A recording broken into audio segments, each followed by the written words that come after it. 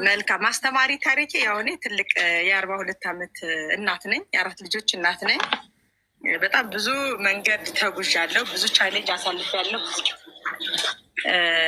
የፍቅር ታሪክም አለኝ። ግን የፍቅር ታሪክ ፍቅር በመሰረቱ ሀቢባ ቤት ነው ታክሞ ሲድን ያየሁት። የእውነት ለማውራት እንዲሁ ትልቅም ስለሆንኩ ይህንን ነገር ባልናገረው ደስ ይለኛል። አሁን ካለሁበት ከስራ አንጻር ሀቡዬ አስተማሪ ስላስገባኝ ብለሽ ነበር ይገባ ያንን አስተማሪ ታሪክ ብትጀምሪልን እና ብንሰማው። አስተማሪው ታሪክ እኔ ትላንትና ዕለት በትዳር ዓለም የነበርኩ ሴት ያንን አልፌ ግን አሁን ደግሞ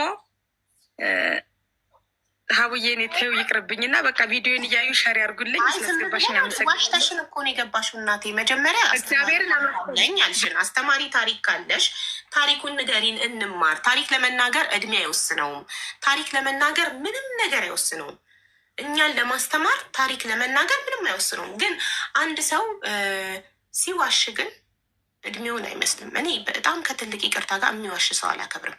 ከትልቅ ይቅርታ ጋር እኔ አንድን ሰው የማከብረው ስለ እድሜው፣ ስለ ሃይማኖቱ፣ ስለ ብሔሩ፣ ስለ ዜግነቱ አይደለም። አንድን ሰው የማከብረው ስለ ሐቀኝነቱ ነው። ሐቀኛ ሰው በጣም አከብራለሁ። እውነት የሚናገር ሰው ትልቅ ቦታ ሰጣለሁ። ምንም ይሁን ያ ሰውዬ፣ ምንም ይሁን ሃይማኖቱ፣ ሃይማኖት የሌለውም ይሁን ብሔር የሌለው ዜግነት፣ ምንም የሌለው ግን እውነት የሚናገር ሰው ትልቅ ቦታ አለኝ፣ ትልቅ ክብር አለኝ። እውነት ለሚናገር ሰው እውነት ተናግሮ አንድ ሰው ምንም ነገር ከጠየቀኝ ያደርጋለሁ። እናቴ ትሙት ለእውነት ሟች ነኝ። ለእውነት ለሐቅ ሟች ነኝ። አላስመስልም። የምፈልገውን ነገር በግልጽ ነው የምጠይቃችሁ። እንትን አልልም። በውሸት ቀባብቼ ምናምን አላመጣም። ፎሎ ከሆነ የምፈልገው እባካችሁ ፎሎ አድርጎኝ እላለሁ። ከዛ ፎሎ ታደርጉኛላችሁ። በእውነት ትናንትና ዘካሪያስ የሚባል ልጅ ገብቶ በጣም ያደነቅኩለት ነገር መልኳ ምንም ይሁን ሴት ብቻ ትሁን አግብታቱ ሰደኝ፣ ተምሬ ፋርማሲስት ችግር ላይ ነኝ፣ አግብታቱ ሰደኝና በታማኝነት አገለግላታለሁ አለ አይደል? አላታለለም። አውቆ ማስመሰል እንደዚህ አይነት ሴት እንደዚህ አይነት ሴት እንደዚህ አይነት ሴት ይላል። የውሸት መስፈርት ፈጥሮ ግን አላለም። ከዛ እኔ የምላልኩት ከዚህ የበለጠ ደግሞ እኔ ፋርማሲስትነት ተምሬያለሁ እና ግን አገሬ ላይ ስራ አላገኘሁም። ባገኝም የሚረባ ደሞዝ አይደለም እና እባካችሁ የኢትዮጵያ ሕዝቦች ልትረዱኝ የምትችሉ ቅን ልቦች ካላችሁ አግዙኝና ከሀገር ወጥቼ የተሻለ ደሞዝ ማግኘት ፈልጋለሁ፣ ህይወቴን መቀየር ፈልጋለሁ ማለት ትችላለህ አልኩት አይደል? ከዚህ በፊት እዚህ ላቸዋል። አንድ ልጅ ወጥቶ በአደባባይ በግልጽ እባካችሁ ደግፉኝ ቸግሮኛል አለ። በጣም ብዙ ሰው ነው የረዳው። ለምን? እውነቱን ስለተናገረ። ምንም ማስመሰል መቀባባት አያስፈልግም። ችግር ከሆነ ሚዲያሽን ተጠቅመሽ ስልክሽን ተጠቅመሽ ካሜራሽን አብርተሽ ችግርሽን ለህዝቡ ተናግረሽ 49 ሰው ቢሰድብሽ 50 ሰው ሊረዳሽ ይችላል። 49 ሰው ምቀኛ ቢሆንብሽ 50 ሰው ደግሞ መልካም ሊሆንና ሊያግዝሽ ይችላል። በጣም ብዙ ቅን አሉ በዓለም ዙሪያ። የሆነ ቦታ አንድ መልካም ሰው ይኖራል ለፈጣሪ ብሎ ሀብታም ሆኖ ግን ምንም በቃ የሚደሰትበት ነገር የሌለው የራሱ ሰው የሌለው ገንዘብ የምላርገው ከመሞቴ በፊት መልካም ነገር ልስራ ብሎ ያሰበ ሰው ይኖራል ሊያግዝሽ የሚችል። እውነቱን ብቻ መናገር። እውነት በጣም ደስ ይላል። እውነት ተናገሩ። የውሸት ተናግራችሁ የሆነ ሊረዳችሁ የመጣ ሰው ጥያቄዎች ሲጠይቃችሁ ውሸታም መሆናችሁ ሲያቅ ሊረዳችሁ የነበረውን ጥሎት ይሄዳል። እድላችሁን በውሸት ታጡታላችሁ። ስለዚህ እውነቱን ተናግሮ የመሸበት ማደር ጥሩ ነው። ምንም ይሁን ምን እውነቱን ተናግራችሁ ያገኛችሁትን አገኙ። እመኑኝ፣ ደስ ይላል። በራስ መተማመን ይሰጣል። እውነት መናገር ያስከብራል። እውነት መናገር። ቴንኪዩ ሀኒ እንኳን ደህና መጣሽ እህቴ። ውያ እንኳን ደህና ቆየሽኝ። በመጀመሪያ በጣም የምወድሽ በጣም የማከብርሽ። አመሰግናለሁ። እኔ ውድ ፈጣሪ አክብርልኝ። እና ውዬ እኔ ትንሽ ህይወቴን ታሪክ ላጋራችሁ ፈልጌ ማለት እኔ ያለሁት አሁን በስደት ሀገር ሳውዲ ነው ያለሁት። የተወለድኩት ክፍለ ሀገር ነው ግን ያደግኩት አዲስ አበባ። እህቴ ናት ያሳደገችኝ። እስከ 8ኛ ክፍል ተምሬያለሁ። ሆኖም ግን እስከ 8 ስማር ማየት ባሳለፍኳቸው ህይወት ውስጥ ብዙ ችግር እና ብዙ ነገር ተቋቁሜ አሳልፌያለሁ። ይሄቴ ብትሆንም ብዙ ቻሌንጅ ነበረ፣ ብዙ ነገር ነበረ በህይወት ማለት ነው። እና እስከ 8 ተምሬ በ16 ዓመቴ ነው ስደት ነው የወጣሁት። በመጀመሪያ የተሰደድኩት ቤይሩት ነው። በ16 ይሰማል? አዎ፣ በ16 ዓመትሽ ቤይሩት ሄድሽ። እህትሽ ቤት ስታድጊ ብዙ ቻሌንጆችን አሳልፈሻል። እነዛ ቻሌንጆች ምን ምን እንደሆኑ ብጠቅሽልን። ማለት ተማረን የሚባለው እኮ ቻሌንጆቹ ምን እንደሆኑ እንዴት እንዳለፍሻቸው ስናቅ ነው አይደል? ከቻልሽ ቻሌንጆቹን ጠቀስ ብታደርጊያቸው ምንድን ናቸው? ቦይፍሬንድ ይዘሽ ቦይፍሬንድሽ ጋር ልትወጪ ስትይ እህትሽ የምትከለክልሽን ነው ቻሌንጅ? አይደለም። አይ ማለት ቤት ውስጥ ነው። እኔ ማለት ሱቅ አላት፣ ልጆች አሏት። እኔ ማለት እዛ ውስጥ ስኖር እኔም ትንሽ ነበርኩኝ። ማለት በ5 ዓመቴ ምናምን እሷ የወሰደች ማለት ነው ከእናቴ እና እሷ ጋር እያለሁኝ ያው እንደ ምግብ ቤት ምናምን ነገር ነበራት። ጠዋት 10 ሰዓት ምናምን እነሳለሁ፣ የቤቱን ስራ እንዳለ እሰራለሁ። ልክ ማለት በቃ በጣም ብዙ ነገር ነበር በዛ እድሜ ማለት ነው። እና ትምህርት ቤትም በቃ ትምህርት የመንግስት ነበር ትማሪ ነበረው። ልጆቿ የግል ነው የሚማሩት እና ትምህርት ቤት ለመሄድ ልጆቿ እንዳለ ትምህርት ቤት አድርሽ የቤት ውስጥ ያለውን እንዳለ ስራ እኔ ላይ ጫና እንዳለ ያለው በዛ እድሜ ትምህርት ቤት ስገባ ሁሌ አረፍዳለሁ። እውነት ትምህርት በጣም ነበረ የምወደው፣ ግን ትምህርቴ እንደምወድ አልተማርኩም። ማለት በቃ የሆነ ሰው ስሳካላት ነው አይደለ የሆነ ነገርን ማድረግ የምፈልገው፣ ግን እየፈለግኩኝ በጣም ብዙ ነገር ነበረ። ትምህርት ቤት ሳረፍድ ወላጅ አምጪ እባላለሁ፣ ምን አለ ብዙ ነገር አለ እና ተመልሼ ደግሞ ቤት ወላጅ ስባል ማንም አይሄድልኝም። ለምን በራስሽ ጥፋት ነው አረፈርሽ የምባለው እንጂ እንዲህ ስራ ሰርተሽ ነው አልባልም። እሷን ወላጅ ተብዬ ወደ ቤት ስመለስ በቃ በጣም ብዙ ነገር ነበረ። በጣም ከዛ በጣም በቃ ስመረኝ ብዙ ነገር በህይወቴ ላይ ራሱ በጣም ብዙ ነገር አድርጌያለሁ። እውነት ለመናገር ህይወቴን ለማጥፋት በጣም ያላደረግኩት ነገር ነው። ጫና በዝቶብሽ ራስሽንም ለማጥፋት ማወሩ ነበር እና ህይወትሽ አንዴ 3 ራሴን አጥፍቻለሁ። ፈጣሪ በሚያውቀው ጥቁር አንበሳ 1 ሳምንት ተኝቻለሁ፣ ጳውሎስ ተኝቻለሁ። ራሴን ማለት መድኃኒት ምናምን ጠጥቼ ማለት ነው።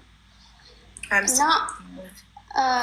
በጣም ብዙ ነገር ነበረ ማለት ከህይወትን ማጠብቂ በቃ ህይወት ናት ወይስ ከመል ድረስ ማለት ነው። እንደዛም ሆኖ የባሏ ቤተሰቦች አንድ ግቢ ነው የሚኖሩት። ከእነሱም ጫና አለ፣ ከእሷም ጫና አለ። በጣም ብዙ ነገር ብቻ እግዚአብሔር ይመስገን። ያም ጊዜ ያንን ሁሉ ተወተሽው በእህትሽ የደረሰብሽን ጫና፣ የስራ ብዛት፣ ትምህርት ቤት በእሷ ምክንያት እያረፈድሽ እየሄድሽ ወላጅ አምጪ ስትባይ ወላጅንም እሺ ብላ አትሄድልሽም ነበረ። ያንን ሁሉ መከራ አሳልፈሽ ራስሽን ከአንዴም 2 3 ለማጥፋት ሞክረሽ እነዛን ሁሉ ቻሌንጆች አልፈሽ በ16 ዓመትሽ ወደ አረብ ሀገር ሄድሽ። የት ሀገር? ሰው መጀመሪያ የሄድኩት ቤይሩት ነው። በ16 ዓመት የተሰዱ የስደት ቻሌንጅ ጀመረ። ዩቱብ ክፈች የምትሉኝ ቤተሰቦቼ፣ ዩቱብ እኮ ክፍት ነው። ዩቱብ እየሰራ አይደለም እንዴ ጋይዝ? ከፍቻለሁ እኮ። ሪምዬ ይኖር ተባረኪልኝ። ኒውድ ሪምዬ መግባት ስትቺ ትገቢና እንትንና እናወራለን። ገስት ላይ መግባት ስትቺ ምን እንደምትሰሪ ምናምን ትነግሪኛለሽ። የድሮ ጀለሴ ናት እና እንትን እና ብዬ በዛን ሰዓት እኔ ፓስፖርት ራሱ ለማውጣት ነት ለመናገር እድሜ አይፈቅድም ነበር። እንኳን ፓስፖርት ለመታወቂያ ቀበሌ ሄጄ ተከልክያለሁኝ። በቃ ማለት በጣም ብዙ ነገር ነበር እኔ የምፈልገው ማለት ከዚያ ቤት የሰው ሀገር ይሻላል በምን ነው። ግን እግዚአብሔር ይመስገን ፓስፖርትም እንዳለ ተሳካልኝ። በ16 ዓመቴ ወደ ቤይሩት ተሰደድኩኝ። ቤይሩት ሲሄድ አንድ ያጋጠመኝ ነገር ነበረ። እዛ ማለት ስራ ምናምን ሳይሆን እዛ ቤት ውስጥ የማይሆን ነገር ነበረ እና እኔም ልጅ ነኝ፣ አንድ ልጅ አላቸው፣ ወጣቶች ናቸው። ቤት ውስጥ የማይሆን የሆነ እንስሳ ነገር ምናምን ይቀልባሉ መሰለኝ፣ እንደ ዘንዶ ምናምን ነገር አለ። 1 ሳምንት እዛ ቤት ተቀመጥኩ። በጣም በቃ የማይሆን ነገር ነበረ እዛ ቤት። ለምሳሌ ነገር እንዲገባን ሁሉ ነገር ፍርጥረት እያረግሽ ብታስረጅም ጥሩ ነው። ሪሚጌኔ ናኔ ማር ቴንክ ዩ ሶ ማች። ኔ ውድ ቤተሰብ ሜምበር እየሆናችሁ ፕሊዝ ሜምበር ሁኑ። ሜምበር ከስሜ ጎን ያለው ልብ ቅርጽ በመንካት ሁላችሁም ሜምበር ደርሷል። ሜምበሩ ጥሩ እያደገ ነው። ሜምበር ሁኑ ሁላችሁ። ቴንኪዩ አህመድ። እሺ ውዴ እኮ ያልሆነ ነገር ማለት ዘንዶ የሚቀልቡት ነው ማለት። አዎ ዘንዶ አለ። ዘንዶ ቤት ውስጥ ነው። ዘንዶ ቤት ውስጥ ነው። እንደ ቤቱ እንዴት መሰለሽ የሆነ እንደ ፎቅም ነው። አንድ ወደ ላይ አንድ ፎቅ አለ። ታች ደግሞ እንደ መሬት ነገር ነው። እንደ ቤት ነገር ነው በታች ማለት ነው። ላይ የሆነ በር አለ። አዎ ቤቱን እንደዚህ ከፍተሽ በሩ ስትገቢ ወደ ታች ነው ደረጃው የሚያወጣሽ እንጂ ወደ ላይ አይደለም። ወደ ታች ስትወርጅ ምንድን ነው ያለ እዛ ውስጥ እባብና ዘንዶ ምናምን አለ። አላወቅኩም ነበረ እና እንደ ድንገት ክላስ ምናምን አጽድቼ የለችም ቤት ህፃን ልጅ አለ። ሁሉንም ክፍል ለማጽዳት ነው የምከፍተው ማለት ነው። ምንም አላውቅም በዛን ሰዓት እና በሩን ከፍቼ ወደ ታች ልወርድ ስል በጣም በቃ በጣም በሚያስፈራ ነገር ነው እዛ ያየሁት። እየጮኩኝ የውጭ ወጣኝና በሩ መልሼ ዘጋኝ። እባቦቹ እንትኑ የተዘጋባቸው ናቸው አለ እኮ ለማዳ እባብ። እነዚህ እኮ ለማዳ እባብ ምናምን እኮ ቤት ውስጥ የራሱ የተዘጋ ቤት ይኖረዋል። እንደዛ የሚያኖሩ አረቦች አሉ። ያንን ይከፍቱታል። ግን እኔ አላየሁም፣ አዲስ ነበርኩኝ እኔ በዛን ሰዓት። እንደዚህ እንስሳት ማለት አላውቅም፣ ይሄን አይቼም አላውቅም። ለእኔ አዲስ ነው የሆነብኝ። ለእነሱ ለማደዱን ይችላል፣ ለእኔ ግን በጣም በቃ አዲስ ነገር ነው። በጣም ለማዳ እባብ ቤት ውስጥ ያላቸው አሉ፣ ግን የተዘጋበት ነው። ራሳቸው እየከፈቱ ምግብ ይሰጡታል ምናምን ምናምን። መርዙ ይወጣለት ይሁን ለማዳ ምናምን አላውቅም፣ ብቻ እላያቸው ላይ ሁላ ይይዙታል። አይቻለሁ እኔ በአካል ሳይሆን እንደዚህ በቪዲዮ ምናምን አይቻለሁ። እኔ ደግሞ አላየሁም፣ እነሱ ምግብ ሲሰጡት አላየሁኝም። እኔ እሷ ሳትኖር ነበር በሩን ከፍቼ የገባሁት። ከዛ በጣም ደነገጥኩኝ። ልክ እሷ ስትመጣ እኔ አልሰራም ነበር ያልኳት። ከዛ ወደ ቢሮ ስትወስደኝ ያው ሌላ ቤት ተቀየረልኝ ማለት ነው። እኔ አልፈልግም ብዬ በአስተርጓሚ ነበረች እና እንደዚህ ስላት ቢሮ ከሄድኩኝ በኋላ ተቀየረልኝ። ከዛ የሆነ ቤት ገባሁኝ። እግዚአብሔር ይመስገን በጣም መልካም ሰዎች ነበሩ። እንደ እናት እንደ አባት የሚይዙ በቃ በብዙ ነገር እኔ እዛ ማለት ያሳለፍኩትን ህይወት ሳስብ እና እዚህ አረብ ሀገር ላይ መጥቼ ሳስብ በጣም በቃ እውነት እኔ እናቴ ማለት እኔ እናቴ ጋር ኖር የእናቴን ፍቅር ምናምን አላየሁም። በአመት በ3 አመት ነበር እዛ እያለሁም እናቴን ሄጄ ማየት ትምህርት አዲስ አበባ እህትሽ ጋር ስትኖሪ ገጠር እናትሽ ጋር እየሄድሽ እናትሽን የምታያት በአመት በ2 አመት በ3 አመት በ3 አመት ነበር እናቴን ማየት ማለት ነው።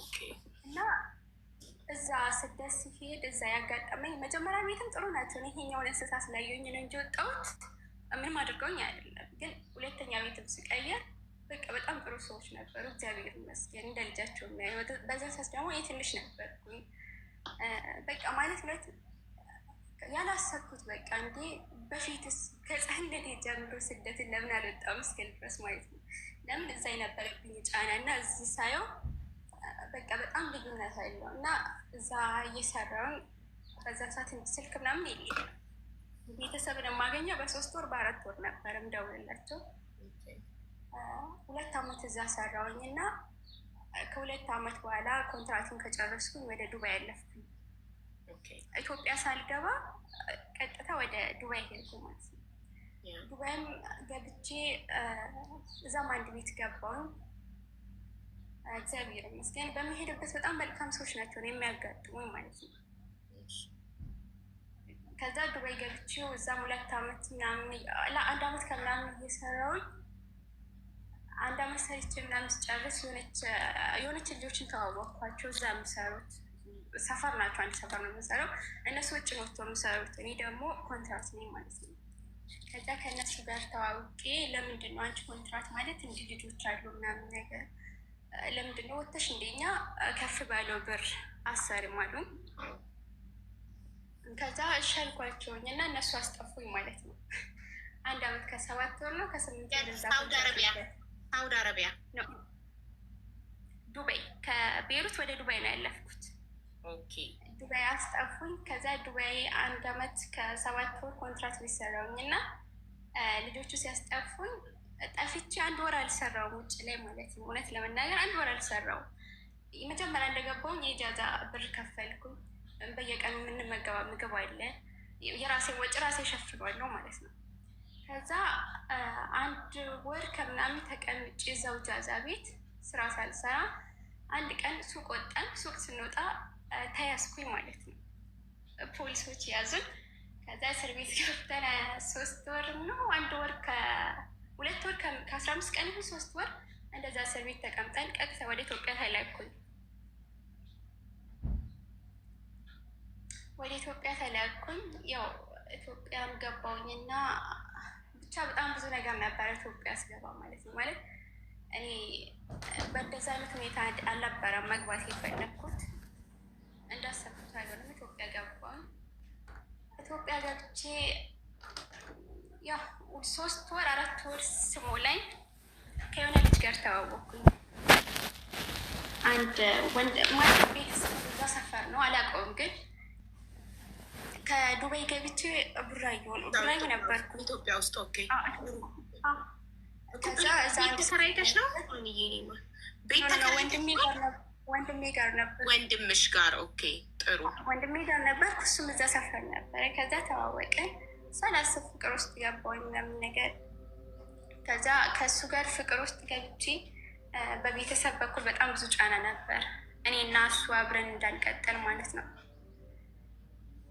በጣም ብዙ ነገር ተብያለሁ። በጣም ብዙ ነገር ጫና። በምን ምክንያት? በሃይማኖት፣ በብሔር፣ በምን ምክንያት? ከመሬት ተነሳ? ሃይማኖት፣ ብሔር፣ ሁሉም አንድ ነው። ግን ለምን እንደሆነ አላውቅም፣ ልጁን አይፈልጉትም ነበረ። ምንድን ነው ቤተሰቦችሽ አይሆንሽም ሲሉሽ ምክንያት ምን አቀረቡልሽ? በቃ ሌላ አለው ምናምን ነገር ነበር። እኔ ደግሞ ስለማላውቀው ያለው ማስረጃ አቅርበዋል። ሌላ አለው ማለት ከአረብ ሀገር አለው ነው የምለው። እኔ ደግሞ አላየሁኝም። እውነት ከእነሱም ለመቀበል ከሱም ለመቀበል እኔ ማለት አሳማኝ ነገር አላገኘውም። እንኳን ሌላ አይደለም የገዛ ሄቱ ብለኛለች ማለት ነው። እኔ ግን ለአምን አልቻልኩም። ለምን እሱ ስጠይቀው የለኝም ነው ምለኝ ነበረችን፣ ግን ትቻታለሁ። እዚህ ቤተሰቦችን ስጠይቅ እህት ወንድሞች በጣም በቃ በእውነት ተጣላኋቸው። በጣም ብዙ ነገር ተብዬ ተሰደብኩኝ፣ ከቤት እስከ መውጣት ድረስ ማለት ነው። በጣም ብዙ ነገር ተብያለሁ። እና አይሆንሽም ስባል በቃ እኔ ማለት እሱን መተው አልችልም፣ እናንተ መተው እችላለሁ ብዬ ከነሱ እሱን መርጬ ሄድኩኝ ማለት ነው። ከዛ 1 አመት ምናምን በቃ ማለት እንደቱ በፍቅር እኔ ወንድሜ ጋር ነበርኩኝ፣ ግን 1 አመት ከምናምን በፍቅር ቆያን። እዛ ኢትዮጵያ እያለሁም እሱም እዛ እያለ ማለት ነው። 1 አመት ቆይተን ምናምን በቃ እኔም ተመልሼ ወደ ስደት ለመሄድ አሰብኩ። ማለት በዛ ሰዓት ምንም ነገር ከዱባይም ደግሞ እንዴት እንደገባው ያው በማይሆን መንገድ ስለገባሁኝ በቃ በጣም ብዙ ነገር ነበር፣ ብዙ ቻሌንጅ ነበር። እና ወደ ሳውዲ እዚህ መጣሁኝ ማለት ነው። ፓስፖርት አወጣሁ አልቆየሁም። ፓስፖርት አወጣሁ አልቆየሁም። መጣሁኝ። መጥቼ 1 ወር ከምናምን ተቀምጬ በቃ እኔ በዚህ ሰዓት ላይ ቤተሰቦችሽን ላስተዋውቅልሽ። አንዴ ቤተሰብ ሀኒ ፋሽንን ፎሎ እያደረጋችኋት ሰብስክራይብ እየጋበዘቻችሁ ነው። ፎሎ ያደረጋትን ሰብስክራይብ እየጋበዘች ነው። ሁላችሁም ሰብስክራይብ እንድትጋብዛችሁ ፎሎ አድርጓት። በዛ ላይ ደግሞ በቅርቡ እጣ ታወጣለች። ቦርሳ ጊቭ አዌይ ትሰጣለች። ብራንድ ፋሽን ሃይ ኳሊቲ ቦርሳ ጊቭ አዌይ ትሰጣለች።